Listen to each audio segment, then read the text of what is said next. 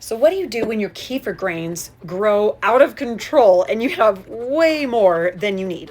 Well, there are lots of different options, but I'm going to show you how to freeze them because they actually stay dormant for a surprisingly long time. And then I'm going to show you how to wake them up because that is equally important.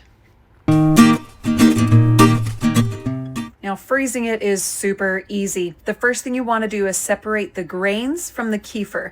Now, the first time I did this, I actually rinsed the grains, but you don't actually have to do it. Then I take about a tablespoon worth of grains and put them into ice cube trays. This gives me a reasonable amount of kefir to work with when I thaw it. And then I freeze it for about 24 hours. Then they are frozen together enough to transfer them to a Ziploc bag. I like to double bag it to keep it from freezer burning. My frozen kefir grains were in the freezer for about a year before I pulled them out to use them. Freezing is the easy part. Now it's time to wake them up. Start by placing your kefir grain ice cube in a cup and add 1 cup or 8 ounces of milk to it. Then you cover it and leave it on the counter and let it sit.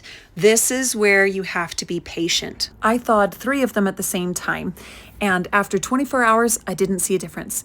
After 48 hours, I saw a difference with 1 of them, and after 72 hours, I saw a difference with another one, and it took 4 days for the third one to finally turn, okay?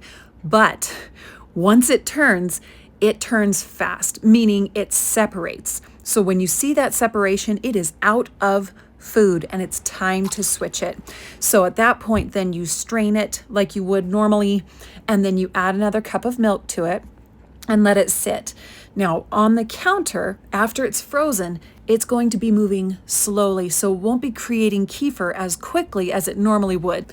So instead of the normal 24 hours, you might be waiting 48 hours, 72 hours, or even longer for each turnaround. But every turnaround should become a little bit faster until it is fully awake and making kefir within 24 hours on your countertop. During this time, I would not put it in the fridge because you're trying to get the kefir grains to grow faster. And in order to do that, they need to be warm. So you want to leave them out in a warm space. Now, if you want to, you can add some sugar or honey directly to the grains to help wake them up if you want them to really blow up, okay? If you need lots of kefir fast.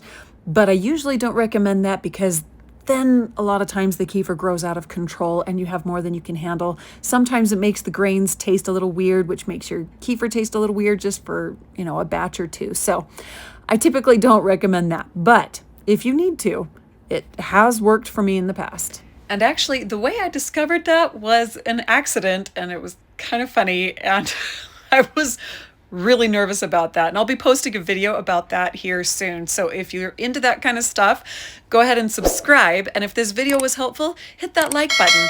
And I will be sharing more kefir adventures with you along with many of my other desert forest garden adventures.